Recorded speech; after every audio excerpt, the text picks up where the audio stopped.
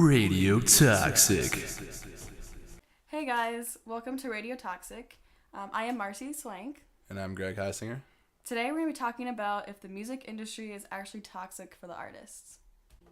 Alright, to start off, what's your take on this topic, Greg? Music has become very much of a capitalist process, in my opinion. People see rock and roll as youth culture, and these big businesses are monopolizing music.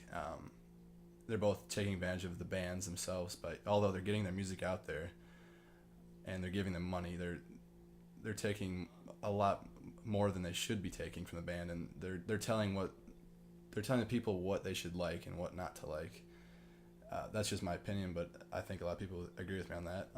Being in a band, I've recorded a lot of demos, and I've never recorded with a major label or any sort of label really, but I've heard a lot of demos from different bands that have a lot of character to them, and then they'll get signed to a label and their sound will be completely manipulated, and it just takes away all their character. As a lot of us know, Radiohead is a band that's very anti-label.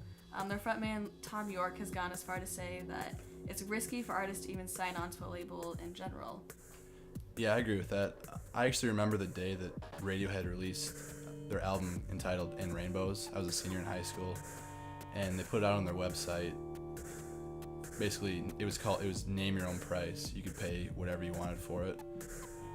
Somebody actually paid around like $2,000 if I remember right, and it actually averaged out to be they got $8 an album. A lot of people paid $0, like myself. Some people paid $2,000. I don't know why you'd pay that much, but basically what they're trying to say by doing that was, download our music for whatever you want, listen to it.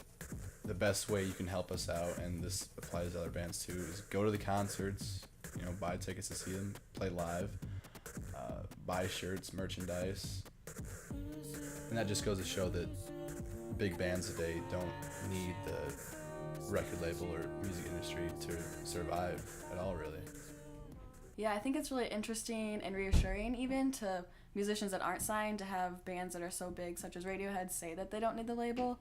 One of my favorite musicians, his name is Steve Means, and I actually saw him at UNI one year as a free concert. He's on tour all the time. He never actually just lives anywhere, and but his music always debuts it breaks the top 100 every time on iTunes, but and he can afford to just make his own music all the time and release it. He didn't even make it to the actual auditions of The Voice, but he must have met Adam Levine at the right time, because he just tweeted, Facebooked, Instagrammed it all, that he just got done writing a song for Maroon 5 actually for the next album. So while the networking might take longer for them to build while they're not signed on a label, they at least are he's making progress and he has connections. So I think that's really cool that even if you're not signed, you can still meet people that are important in the music industry and do your own thing that way, and you're not tied down to an actual label. He has tons of followers, and it's really cool how he'll put statuses and stuff all the time, so as a fan you feel like you actually know his music and know him, and so once he is signed, he'll have like an actual steady, solid following. Yeah, it's always important to keep your social networks updated and make it feel like your fans know you in a sense. So finally, what's your personal prediction about the future of music and the music industry? I think if the music industry is going to keep up with the labels being so involved, the rules are going to have to be reversed, that the labels are going to have to cater to the musicians and allow the musicians to have the freedom that they deserve and the ability to do things on their own, and that the labels are there to support them and help them through that.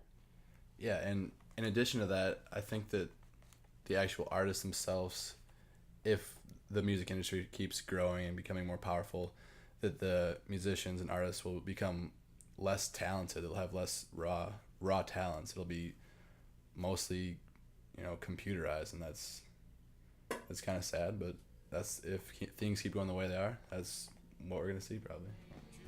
All right, well, that's it for this podcast from Radio Toxic. We'd love to hear your feedback and write comments on this video link. Otherwise, thanks for listening. Thank you. Radio Toxic.